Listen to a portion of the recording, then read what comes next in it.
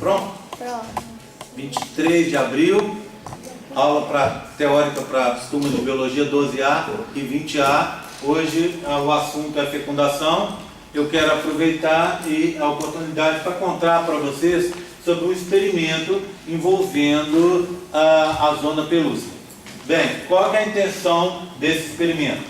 É procurar conversar com vocês, explicar para vocês como acontece, como as informações chegam nos livros. O que a gente lê no livro? Lá no DUM e no MU e Pessoa, que são os dois livros de embriologia indicados para vocês, você lê assim, ó, que na espécie humana o espermatozoide vai se ligar com um componente da zona pelúcida chamado ZP3. Ele é essencial para essa ligação e, em consequência, essencial para a fecundação, porque o espermatozoide tem que se ligar com a zona pelúcida para conseguir fecundar. Dizem que em outras espécies o espermatozoide se liga com outros componentes. Tem espécie que ele se liga com ZP2, tem espécie que ele se liga com ZP1. Bem, então a zona pelúcida é uma estrutura, né? Então você imagina, você tem o que? Do lado de fora você vai ter a corona radiata, depois lá dentro você vai ter o gameta feminino, não é isso? O ovócito 2, esse aqui é o polócito 1, essa bolinha laranja que vocês estão vendo, e aí, entre eles, você vai ter essa estrutura vermelha, que é a zona pelúcida, que é uma estrutura que tem um papel fundamental na fecundação e que é formada por 3 glicoproteínas, chamadas ZP1, ZP2 e ZP3. Zona pelúcida 1, zona pelúcida 2 e zona pelúcida 3. Tudo bem? Existem aí na literatura aí, parece que existe um outro componente, mais um, mas é um componente descoberto bem mais recentemente, que se chama ZP4, tá bom? Vamos deixar para nossa aula aqui até o ZP3, ok? Então a gente sabe que o espermatozoide se liga ao ZP3, isso está escrito no livro, mas como essa informação foi parar lá no livro? Para uma informação chegar nos nossos livros, ela tem que ter partido de experimentos. Eu faço um experimento e descubro isso. Vem outra pessoa e faz e comprova. Vem a Bianca, faz e descobre que é isso mesmo. Você vem, faz e descobre que é isso mesmo. Então aí, quando a gente faz aquele corpo teórico sobre o assunto, o autor vai e coloca no livro.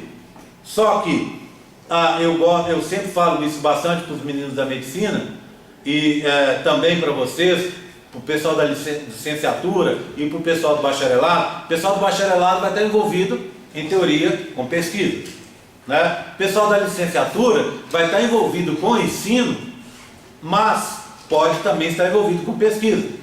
E o pessoal da licenciatura, mesmo estando envolvido com ensino, é um pessoal que tem que estar por dentro da literatura, do que está escrito nos livros, senão você não tem como ensinar.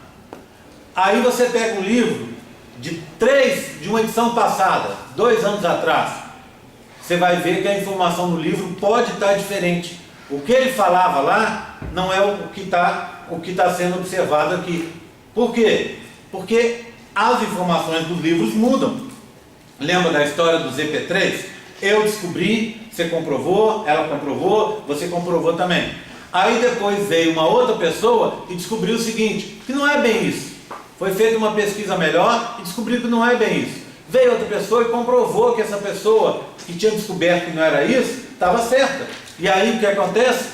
A informação do livro fica desatualizada. Em uma nova edição, se o autor estiver por dentro e quiser mudar, vai mudar. Eu estou contando para vocês, porque uma coisa que a gente observa muito é que as informações dos livros nossos, quer seja de embriologia, quer seja de bioquímica, quer seja de fisiologia, tem muitas informações, claro que varia de livro para livro, mas tem muitas informações que estão desatualizadas. E aí, o que é, na realidade, não é bem aquilo que está sendo dito no livro. Então eu quero mostrar para vocês como é que é feito um experimento básico, que poderia ser aplicado para qualquer área, tá? Para vocês entenderem como o processo rola. Eu vou apagar a parte de trás, eu vou tirar o que está escrito aqui, vou fazer um esquema aqui para a gente, tá? E aí, depois que eu fizer esse esquema, aí a gente vai olhar a representação gráfica disso, tá bom? Todo mundo já guardou isso aqui, ó? Posso apagar? Então vamos lá.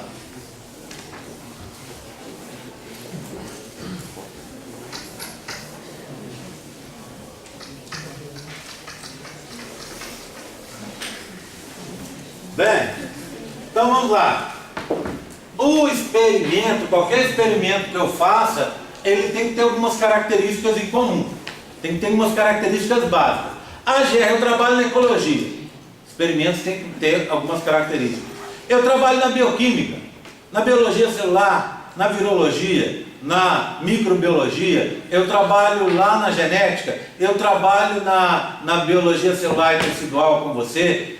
Qualquer experimento que você faça, ele tem que ter algumas coisas em comum, tá? Primeira coisa que eu queria deixar claro para vocês, principalmente o pessoal da biologia, isso eu sempre bato com os meus alunos, sempre vejo que vocês na biologia têm uma visão deturpada sobre o que seja tal da iniciação científica.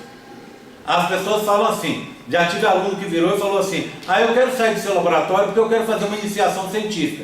Eu falo assim, ué, você não está fazendo iniciação científica comigo, não? Não, e a gente faz os modelos e testa nas escolas para ver o que isso ajuda na aprendizagem. Eu falei assim, então, é um experimento em educação, não é verdade? É uma iniciação científica. Mas bolsa de iniciação científica não tem que ser lá pela PRP? Não. Por quê? Qualquer iniciação científica, iniciação à ciência. Você pode ter bolsa da PROEC, você pode ter bolsa de outro lugar, desde que você faça um experimento para testar alguma coisa. O problema da PROEC é que às vezes você não faz o experimento. Por exemplo, eu posso fazer uma extensão. O que é extensão? Eu pegar os modelos de embriologia, ir lá na praça no domingo e explicar para as pessoas como é que funciona a contracepção, métodos contraceptivos. Explico para as pessoas e pronto. Acabou. Essa é uma intervenção de extensão. Agora, se eu antes disso fizer um questionamento para as pessoas, o que elas estão entendendo do processo, eu já estou fazendo uma pesquisa, porque eu estou avaliando alguma coisa delas. Se eu pegar e fizer entrevistas com as pessoas e depois olhar o que isso significou, o que a utilização dos modelos ou a palestra que eu dei e significou para as pessoas que estavam na praça, isso já é uma pesquisa. Vocês estão entendendo? Minha pesquisa, por exemplo, ela é engraçada porque eu digo sempre para os meus alunos, a gente está com um pezinho na extensão porque a gente usa modelos para atender ao público.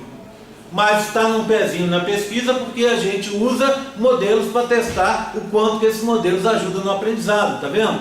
Então assim, essa definição é uma definição meio complexa, que está mais fechada na cabeça de vocês do que é na realidade. Então o cara que mexe com coisa e que tem bolsistas do PROEC, ele pode estar usando as bolsas, entre aspas, de extensão, para fazer extensão e ao mesmo tempo fazer pesquisa. E isso tudo é iniciação científica.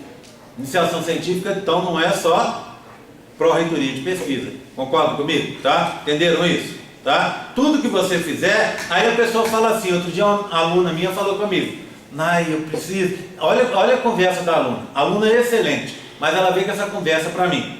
Tá? Vocês conhecem a Camila. Camila veio com a conversa para mim assim, Géry, quando liberar uma bolsa de iniciação científica lá na PRP, você arruma para mim? Porque aí eu fico com medo de terminar o curso de biologia sem nunca ter feito iniciação científica. Aí eu falei assim, Camila, vamos ali tomar um café? Sentei lá e falei essa cantilena justamente na cabeça da Camila. De novo, falei, Camila, você está fazendo iniciação científica comigo. Iniciação científica é qualquer coisa que você possa comprovar que você fez um experimento, que você está testando alguma coisa. Isso é iniciação científica. Todo mundo entendeu então? Tá? Mas o que torna os experimentos similares entre si?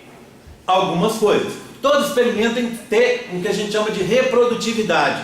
Ou seja, eu faço aqui, um cara lá no Japão, ele lê o trabalho que eu escrevi e pode, usando material e métodos, ele pode fazer um experimento igualzinho ao meu, ou adaptar esse experimento às condições do Japão.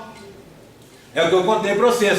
Eu faço, outra pessoa comprova, outra pessoa faz, outra faz, e aí, quando todo mundo chega, depois de vários trabalhos bons, você chega a resultados similares, as pessoas pensam, isso então eu posso criar uma teoria a respeito. E aí a teoria, depois que ela já está batida várias vezes, ela vai para os livros. Então, todo experimento tem que ter essa capacidade de ser reproduzido. E aí, isso está nos métodos. Você tem que colocar os métodos para ser, quando o trabalho é aceito lá na revista, você tem que colocar um método, explicar direitinho o que você fez, para que a pessoa consiga reproduzir em qualquer lugar. Tá? Outra coisa que todo experimento tem que ter, ele tem que ter controle. Controle. O que é um controle? Bem, imagina, eu tenho uma situação que acontece, tá? Eu quero usar, por exemplo, um medicamento para acabar com essa condição. Por exemplo, a menina está tendo, é um medicamento que vai combater o excesso de fluxo menstrual. Concorda comigo? Então, para testar, eu tenho que ter um controle positivo. Qual que é o controle positivo? Meninas que tenham excesso de fluxo menstrual. Concorda? Então, isso está ocorrendo. Porque se eu for testar um medicamento que diminui o fluxo menstrual numa menina que não tem fluxo menstrual muito grande, faz sentido? Não faz. Eu estou chovendo no molhado. Então, nesse caso, controle positivo. Tudo bem? Tá? Agora, existe o oposto, o controle negativo. O que é o controle negativo? É uma situação que não ocorre. Eu quero que ela ocorra usando um artifício, um medicamento, seja lá o que for. Então, eu tenho que ter pessoas com aquela situação que não ocorre. Vou tentar lembrar uma aqui. Por exemplo, vamos supor, eu tenho pessoas que não têm ovocitação. Concorda? Elas não estão ovocitando. E aí eu vou usar um medicamento que eu criei, que vai proporcionar a ovocitação. Concorda comigo? Vai ativar a ovocitação. Então eu tenho que ter controles negativos. O que é o controle negativo? Pessoas que não têm ovocitação. Concorda comigo? Não é? Então o que acontece? Se eu testar em pessoas, em medicamento promove ovocitação, e pessoas que já têm ovocitação, não faz sentido. Não é verdade? Concordam então? Então assim, claro na cabeça de vocês, um experimento pode ter controle positivo ou negativo. Os dois não tem jeito. Né? Eu quero testar um medicamento que promove ovocitação. Eu vou ter meninas que não têm ovocitação e meninas que têm ovocitação. Meio sem sentido. Né? Eu quero testar um medicamento que diminui o fluxo menstrual. Eu vou ter controle de meninas que têm muito fluxo e meninas que têm pouco fluxo. Não faz sentido, não é verdade? Ou é uma coisa ou é outra. Então todo experimento. Eu posso ter um controle lá nos experimentos, eu tenho que ter controle nos experimentos da ecologia? Claro que você tem que ter. Né? Por exemplo, olha a minha dissertação de mestrado. Eu trabalhei com uma planta de brejo, que se chama Ludwigia, cruz de Malta. Umas flores amarelas grandes, assim, você vê lá no brejo. Aí o que acontece? Quase todo brejo tem. Aí eu queria ver se, numa determinada situação em que eu tinha uma espécie, eu queria comparar com uma situação que eu tinha essa espécie mais duas. Qual que era o meu objetivo? Saber se a presença dessas duas aqui atraía mais polinizadores para essa aqui, ó, que também estava sozinha numa outra situação. Então o que acontece? Eu tinha que, quando ela está sozinha, é o meu controle do experimento, concorda? Numa área em que ela está sozinha, é o controle, porque as outras estão ausentes. Concorda comigo? Então eu testei isso aqui, se contribuía ou não. Tá? E aí, todo experimento, independente da sua área, tem que ter controle. Se você faz experimento sem controle, depois você não consegue publicar. Entenderam? Tá? Porque você tem que ter uma situação em que você está demonstrando, por exemplo, imagina um medicamento lá um medicamento que causa diminuição do fluxo menstrual, aquele medicamento hipotético que eu criei para vocês, que eu inventei aqui agora.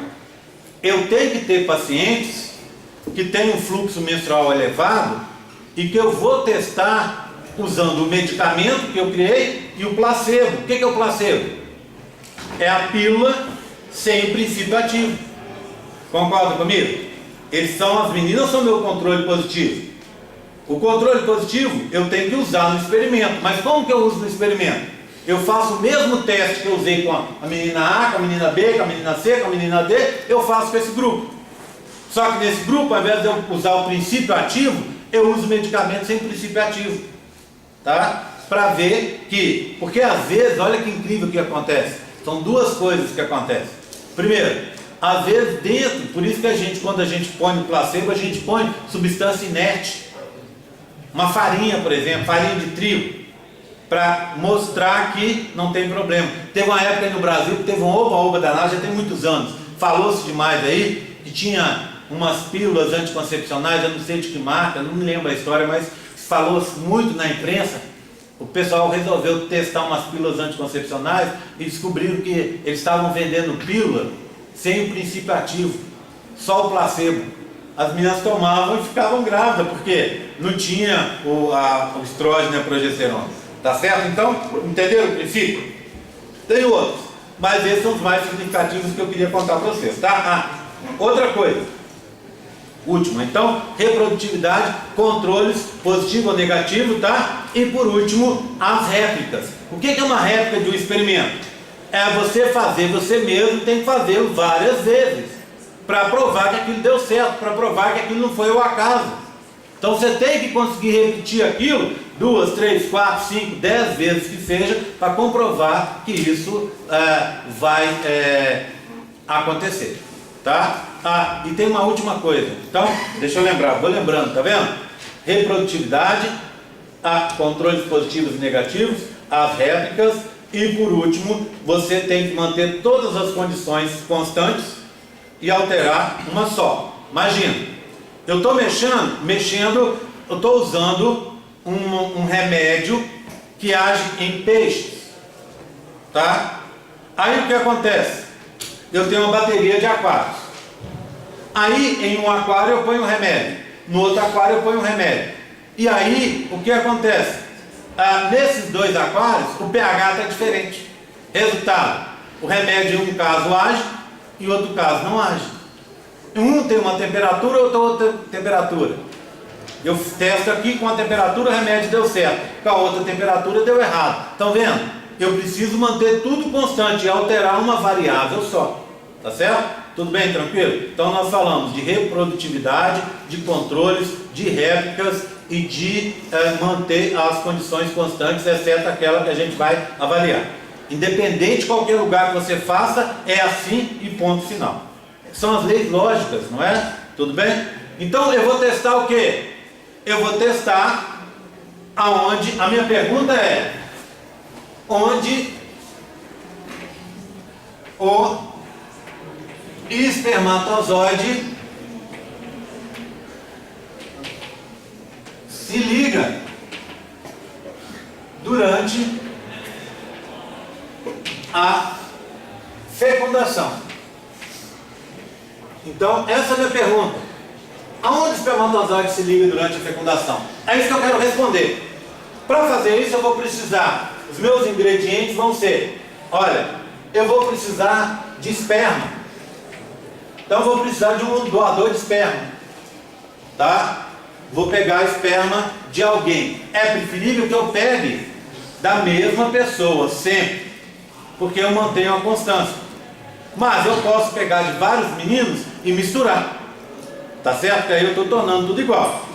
Bem, depois, eu vou subdividir esse esperma, vamos dizer assim, ó, em concentrações de 100 microlitros, tá bom? 100 microlitros. Então eu vou ter várias vezes, né, várias concentrações. Eu vou dividir, tá? Dividido em 100 microlitros. Eu vou pegar vários ml e vou dividir em 100 microlitros. Tudo bem? Vou precisar também, 2, de ovócitos. Ovócitos com corona radiata mais zona pelúcida. ok? Ou seja, aqueles ovócitos que são ovocitados, não é isso? Tá? Perfeitinho. Para isso, como é que eu faço? Eu pego, dou um remédio para a menina, para as minhas voluntárias, e faço o quê? Faço com que elas tenham uma superovocitação. Lembra que a menina libera normalmente um só por ciclo? Então são muito pouquinhos. Mas se eu der um remédio, a menina pode liberar um remédio para ela aumentar essa capacidade. O pessoal das clínicas de fertilização faz isso.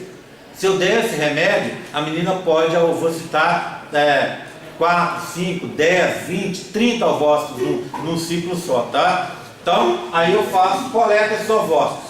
Tudo bem? Depois eu vou precisar de quê? Outras coisas, não é? Vou precisar de meio de cultura. Vou precisar de placas de Petri. Vou precisar de estufa. Vou precisar de centrífuga, etc, etc, etc. Tudo isso eu vou precisar para fazer o experimento. Tá bom? Monto, faço a minha listinha, vou no laboratório, confiro tudo, etc, vejo se está certo. Pronto. Aí agora eu vou montar meu experimento. Primeira coisa que eu coloco no experimento, o meu controle. Tá? Então vamos lá. Lembra que eu falei assim, ó? E vou colocar aqui, ó, esses ovócitos eu vou dividir em grupos, vamos dizer assim, de 5. Tá? Estou chutando números, tá? Só chutando números. Os dois aqui são chutados. E a montagem do experimento. Experimento. Olha como eu faço esse experimento. Eu vou pegar e vou fazer um vai ser o meu controle do experimento. Vou escrever aqui, ó, controle. Tá? E do 2 para frente vão ser as manipulações experimentais. O que eu vou colocar no controle? Presta atenção. Vou colocar 100 microlitros de esperma mais 5 ovócitos. Nesse caso, é um controle que a gente chama de positivo. Por que é positivo? Ó, tá até para reforçar aqui que eu falei de controle positivo e negativo. Olha o exemplo de positivo. Eu junto espermatozoides e ovócitos, 2 completos, né? Ovocitados, liberados. Junto isso tudo em condições perfeitas. O que eu vou ter no final das contas? Arredondando aqui a historinha, né? Eu vou ter, nesse caso, 5 embriões. Não é assim? Por isso é um controle positivo. Que é alguma coisa que acontece naturalmente. Se eu juntar, portanto, espermatozoides e ovócitos 2, dando as condições ideais para eles, eu vou conseguir formar embriões. Vai ter fecundação. Não é? Eu tenho que testar isso. Por quê? Porque se eu não testar isso e eu não conseguir formar, ter a ligação dos espermatozoides com a zona pelúcida ou a fecundação, né, eu não vai dar certo. Alguma coisa está errada, está faltando algum componente, não é? Então não adianta eu testar. Agora vamos nas manipulações. Eu vou escrever assim, ó, manipulação A, manipulação B, manipulação C e manipulação D. No A eu vou ter, ó, repete, 100 microlitros de esperma mais 5 ovócitos. Olha só, lembra de manter as condições constantes? Então, do mesmo jeito para 2, do mesmo jeito para C, não é? Do mesmo jeito para B, do mesmo jeito para C, do mesmo jeito para D. Mantém iguais. Se eu deixasse aqui, daria isso aqui. Mas eu vou adicionar algumas coisas aqui, ó, em cada um deles. São as manipulações. E aí, na A, eu vou adicionar, vamos chutar um número qualquer. Vou chutar assim, uns 20 microlitros de ZPA. Aqui, ó, 20 microlitros de ZP1. 20 microlitros de ZB2. 20 microlitros de ZP3. Bem, vamos pensar nisso aqui. Como é que eu consigo o ZP1, o ZP2 e o ZP3? Assim, eu peço uma doadora, ela me dá os folículos ovocitados, eu pego esses folículos, por isso eu disse que eu precisava de centrífuga, eu vou centrifugar esses folículos em altas velocidades, e aí vão fazer bandas dentro do meu tubo de centrifugação. É uma centrifugação que a gente chama de centrifugação contra gradiente, tá? Ele separa as coisas pelo peso, pela massa. Então aí vai ter o que? Vai ter num lado o ZP1, o ZP2 e o ZP3 separados. Eu vou ter bandas de ZP1, ZP2 e ZP3. E vou ter os outros constituintes celulares também separados. Eu vou naquela banda, por exemplo, de ZP1 e retiro todo o ZP1 que eu encontro ali. Faço isso várias vezes e vou fazendo um estoque de ZP1. Do mesmo jeito, eu faço um estoque de ZP2 e um estoque de ZP3. Bem, para isso eu tenho que me valer da seguinte informação. O ZP1 e o ZP2 e o ZP3 são iguais para todas as meninas. Portanto, eu posso pegar da menina A os folículos para eu testar e posso pedir a menina B, a menina C, a menina D, a menina E, a menina F para me darem o ZP1, o ZP2 e o ZP3. Tudo bem? Frações purificadas desses componentes. Ok? Então a primeira coisa que vocês têm que guardar é isso. Que o ZP1, ZP2 e ZP3 não importa a pessoa. Ele é igual. Para toda a espécie humana. É a mesma molécula. Tá? Segundo, que o espermatozoide, entre aspas, é burro. O espermatozoide a gente sabe que ele se liga a ZP3. O que você esperaria? Você tem a corona radiada aqui, a zona pelúcida aqui, o ovócito 2 aqui. Você esperaria que o espermatozoide viesse e se ligasse a esse ZP3 aqui, não é verdade? Não é isso? Então ele vai se ligar ao ZP3 que está aqui. Mas, o que acontece com o espermatozoide é o seguinte. Se você coloca na placa de Petri, imagina que esse quadro aqui é uma placa de Petri gigante. Tá? Eu tenho vários ovócitos 2 lá e vários espermatozoides. Vou botar uns espermatozoides aqui. Se eu coloco o ZP3 aqui, o que acontece com o espermatozoide? Vai se ligando a esse ZP3 que está no meio, ó. ZP3, ZP3, ZP3, ZP3, que está no meio. Aí o que acontece com ele? Assim que ele ocupa os sítios de ligação com o ZP3, ele não vai fecundar. Por quê? Ele já está ligado ao ZP3. E a ligação com o ZP3 é essencial para a fecundação. Então, com o espermatozoide, por isso que eu estou falando que ele é burro, tanto faz. Ele se liga a qualquer ZP3. Um ZP3 que está lá no local certo, na zona pelúcida, ou um ZP3 que você artificialmente jogou dentro da plaquinha de Petri. E aí o espermatozoide, quanto mais ZP3 você colocar, então eu preciso mudar aqui, ó. Vou fazer concentrações crescentes, tá? Vou fazer assim, ó. 1 microlitro, 2, 3, 4 e assim por diante, tá? Então eu vou usar concentrações crescentes de ZP1, ZP2 e ZP3. Certo? Tudo bem? E aí eu vou ver o que vai acontecer. E para ver o que vai acontecer, eu preciso olhar o gráfico. Para olhar o gráfico, eu preciso saber. Vocês entenderam como eu montei o experimento? Então eu fiz uma série de plaquinhas. Vamos supor, eu fiz 50 plaquinhas assim, ó, são meu controle.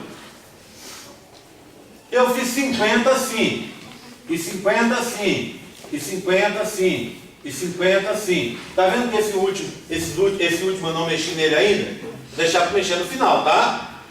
Então, esse aqui eu vou deixar ele na dúvida, ó. Nós vamos mexer com ele daqui a pouco. Só que presta atenção. Como eu tenho 50 plaquinhas, eu vou ter uma quantidade com 1, uma quantidade com 2, uma quantidade com 3 microlitros, uma quantidade com 4 e assim sucessivamente, as réplicas. Concordam? Né? Bem, entenderam? Então, Numa plaquinha, espermatozoides com os ovócitos. Em outra plaquinha, espermatozoides com os ovócitos mais EP3. Em outras plaquinhas, espermatozoides com ovócitos mais ZP2. Em outras plaquinhas, espermatozoides mais ovócitos mais ZP1, ZP2, ZP3. Não é isso? Tudo bem? Tá? Bem, vamos olhar o resultado disso. Quando a gente fala, e isso é uma bobagem que nós biólogos temos, tá? A gente tem que parar com isso. Biologia é uma profissão maravilhosa. Mas nós da biologia temos um problema. E o cara que é biólogo, que tem facilidade nessa parte, é o cara que vai ter muito mais portas abertas para ele. É o cara que tem facilidade com matemática. Biólogo, só de mostrar o gráfico, o cara já fala, gráfico, ai, ai, ai, né? Bobagem. Gráficos são informações, representações simplificadas do que está acontecendo da realidade. Então você tem que entender um pouco de estatística, um pouco de matemática, de gráficos, e quanto mais você entender dessa parte, melhor você vai se dar aí no futuro, mais portas vão se abrir. O pessoal da biologia fica tentando pegar a laço o povo da estatística para poder ajudar, porque você faz um experimento, monta bonitinho, e depois você não consegue analisar. Aí tem que mandar para alguém que entenda para poder te ajudar. E se a gente conseguir fazer sozinho, fica muito melhor, né? Para a gente, e pode ajudar os outros também. Pode entrar em outros trabalhos, etc, etc. Bem, então, olha aqui, ó. Como é que a história funciona? Repare nesse gráfico. Aí eu preciso explicar algumas coisas antes da gente falar dele, tá? Equivalente de zona pelúcida quer dizer componentes da zona pelúcida. Ligação a espermatozoides. Aqui ele não fez fecundação. Por quê? Porque depois que o espermatozoide se liga com a zona pelúcida, ele tem que entrar dentro do espaço perivitelino, se ligar com o receptor da membrana plasmática do ovócito e aí fecundar. É muito mais difícil. Tem várias coisas envolvidas. Então, ele só estava interessado em ver uma coisa só. Por isso ele fez o quê? Ele fez uma marca fluorescente nos espermatozoides, por exemplo. Toda vez que o espermatozoide se ligava à zona pelúcida, ele emitia luz e dava para você quantificar. Tá vendo? Se ele coloca outras coisas, ele está, até chegar na fecundação, tem outras coisas envolvidas. Pode ser que o espermatozoide esteja se ligando à zona pelúcida, mas não esteja fecundando por outro problema. Entenderam? Tá? Então, é ligação dos espermatozoides com a zona pelúcida. Repara, é muito simples. Olha, o ZP1 está aqui, ó. 100, tá vendo? Não importa quanta quantidade de ZP1, equivalente de zona pelúcida, eu coloco. Se eu coloco 1 microlitro, 2, 3, 4, 5, 6, 7, olha lá, fica todo em torno de 100. Ô Gê, mas por que aqui subiu? São as variações experimentais. A mesma coisa é em relação ao ZP2. Olha aqui, ó, olha o ZP2, o verde. Tudo em torno de 100. Significa o seguinte: se eu colocar 1 microlitro de ZP1 ou de ZP2, ou se eu colocar um balde de ZP1 e de ZP2, não afeta a ligação. E, em consequência, não deve afetar a fecundação. Por quê? Porque o espermatozoide não se liga nem com ZP1 nem com ZP2. Concorda comigo? Agora repara o ZP3. Olha aqui, ó. Olha o ZP3. Ó, é o azul. Eu fui colocando e foi baixando a ligação dos espermatozoides. Em consequência, deve baixar também a fecundação. Tá? Olha aqui, quando eu usei 7 microlitros. Quanto de ligação eu tive? Vamos arredondar e dizer que eu tive 15%. Ou seja, eu tive uma perda aqui de 85% da capacidade de ligação dos espermatozoides. E assim, entre aspas, eu teria uma queda de 85% da fecundação. Se eu colocasse 100 ovócitos 2 ali para ser fecundados, eu teria em torno só de 15 que seriam fecundados na realidade. Concorda comigo? Por quê?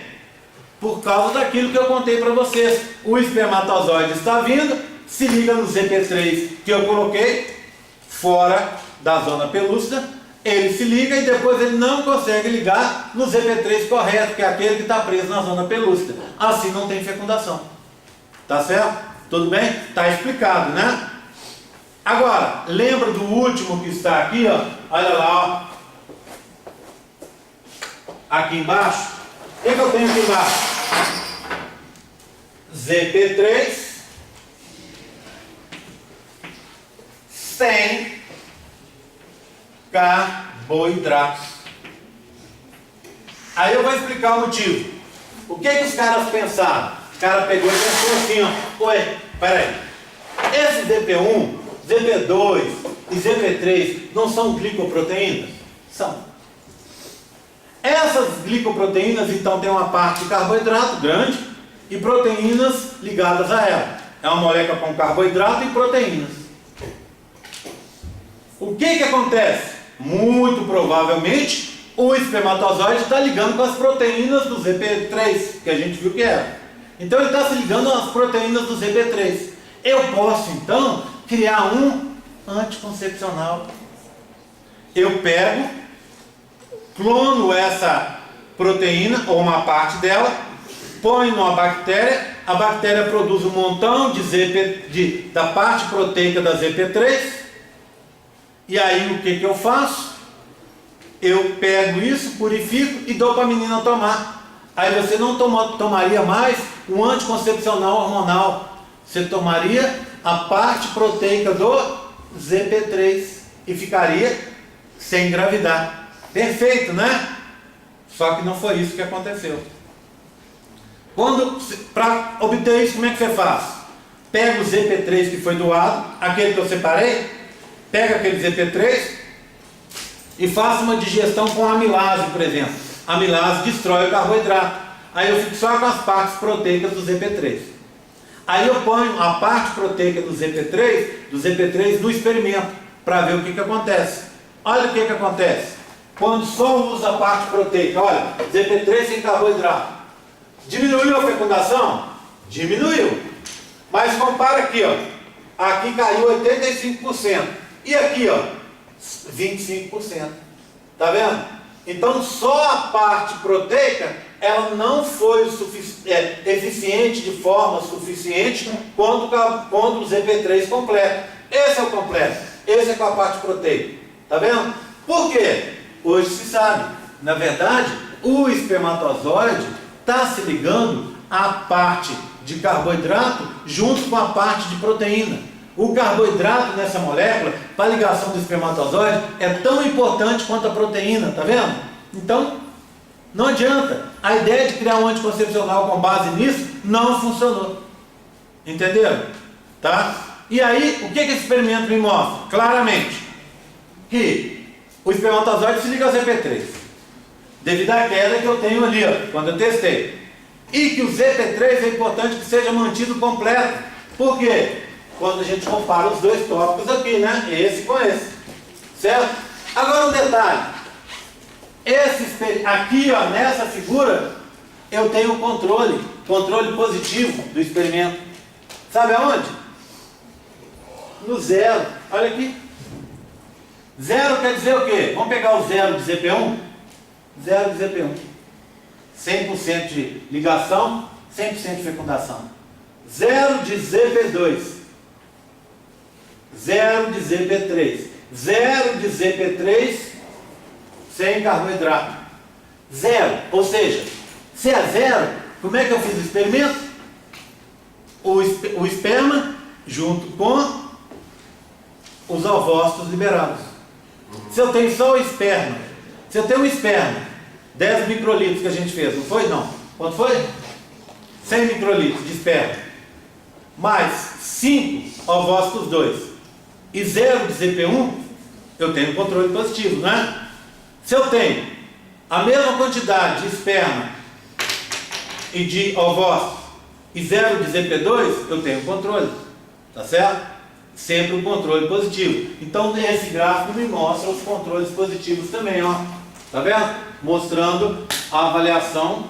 Ficou um gráfico bacana, porque partiu daqui indicando que no experimento foram feitos controles. Tá? Me dando mais segurança de que aquilo que eu obtive está correto. Entenderam? Entenderam como é que é feito o experimento? Então, a gente tem que bolar o experimento Tem condições que a gente tem que manter e uma condição só que a gente vai variar. Aqui eu não estou falando mais, óbvio, ele manteve a mesma taxa de CO2, ele manteve a mesma temperatura. CO2 tem a ver com acidez, não é isso? O pH. Então ele manteve o mesmo pH, manteve a mesma temperatura, manteve a mesma umidade, manteve todas as condições que poderiam afetar, luminosidade, sei lá, ele manteve as mesmas condições, padronizou tudo, para todas as plaquinhas que ele testou, e só mudou a colocação dos EP3, EP1 e EP2 extras, tá? Tudo bem? Entenderam como é que é feito? Tranquilo? Dúvidas? Não? Pode ligar para mim, por favor, chamadinho. Peça, tá vendo?